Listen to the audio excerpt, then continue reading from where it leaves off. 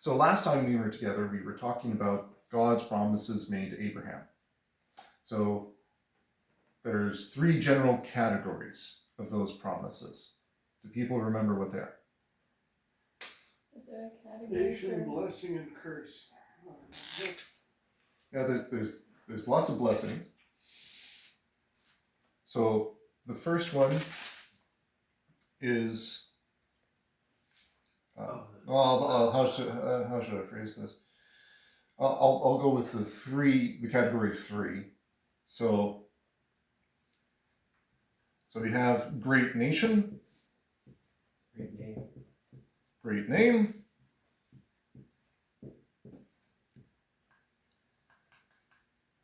and as many children as there are stars in the sky. well, that's coming up. You're on the right track, though. Yeah. A son. Well, that's already implied in great Inheritance? nation. Inheritance? Implied in In the nation. in the nation and the name, actually. Yeah, okay, Yeah. yeah. But this is all peoples will be blessed through you. I'll just leave it. So the idea is that through Abraham, there's going to be blessing beyond blessing, and this will be going out to the ends of the earth. So not only is he just having a great nation, not only is he having, this isn't reputation for a great name. We like to think great reputation, but great name is more that God is making you and your accomplishments great. And then the last one is all peoples will be blessed through you. So as Abraham goes throughout the earth, the peoples will be blessed where he goes. Those who curse him will also be cursed. But in general, the world will be blessed through him. And of course, we're going to be saying, well, the fulfillment of all this is in Christ, especially in Christ, because as we'll find with the life of Abraham, it will be a little bit too short to accomplish at least some of this. Yeah. Okay.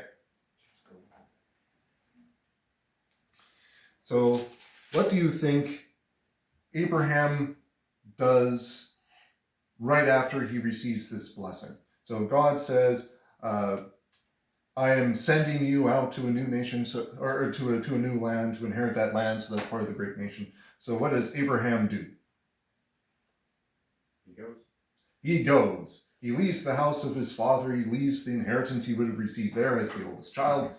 And now he is going to a new land, a land unknown, because this is well before the time of maps or anything like that. So he's going out, doesn't know what he's going to find, but he trusts in the word of the Lord, and that faith is what will keep him steadfast. Now, Genesis chapter 12 very briefly goes through this. So Abraham goes out from Haran to the land of Canaan, which is kind of a catch-all name for Israel nowadays too, not just what we would consider the land of Canaan in other books of the Bible, but a huge area.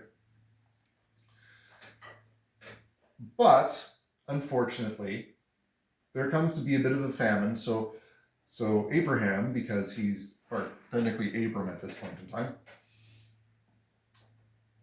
he thinks that it would be best to keep moving. So he's still a nomad, and he's basically a nomad for his entire life. But he decides to keep moving, and he goes to Egypt. So we don't know exactly how long he's been around, but do you think Abraham will keep right and steadfast even in Egypt?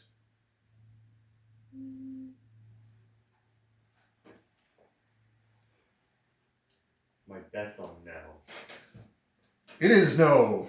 As Abraham has this, he recognizes the land of Canaan, that God's promises are real and valid, and then he goes to Egypt, and then he sins pretty fast.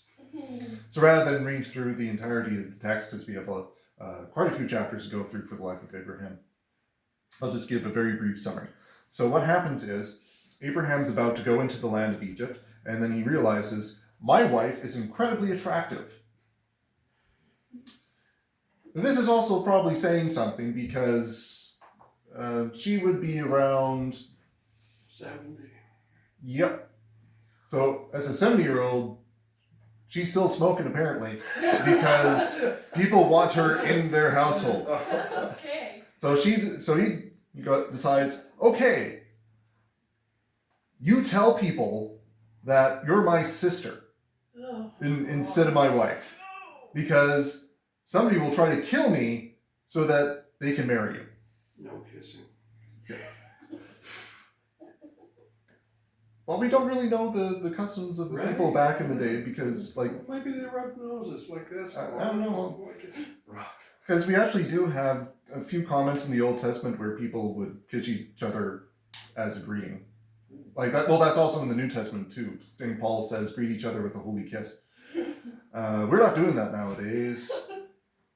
But that's because our culture is very different. Like I would imagine maybe they might try to do that in the Mediterranean area because you still have that type of culture. But I digress, as I often do. So Abram and his wife Sarai go into Egypt. They lie about the relationship, and the Pharaoh decides, I'm going to take this woman and take her into my household. I'll make her my bride. Yeah. Now, the Pharaoh doesn't know that he's doing something particularly wrong. Although in this day and age, when you have a 70-year-old spinster, that's incredibly unusual. So, in any case, what ends up happening is, they were very happy about this, but suddenly there were some plagues that were starting to go on, and this is kind of this is going to happen later too with plagues with Egypt. But we don't really get to know what types of plagues these are or how great they are. Probably not nearly as big as what's going on in the Exodus. But there are plagues going on, and Pharaoh calls Abram and he says, "What have you done to me? Why did you not tell me that she was your wife?" So Pharaoh is most likely told by God in a dream, because something like this happens later on, actually twice later on, and people don't learn their lesson. They're still sinners. In any case,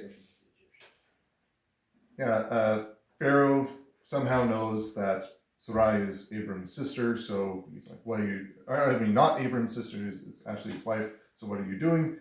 Take her and just leave. So they head out.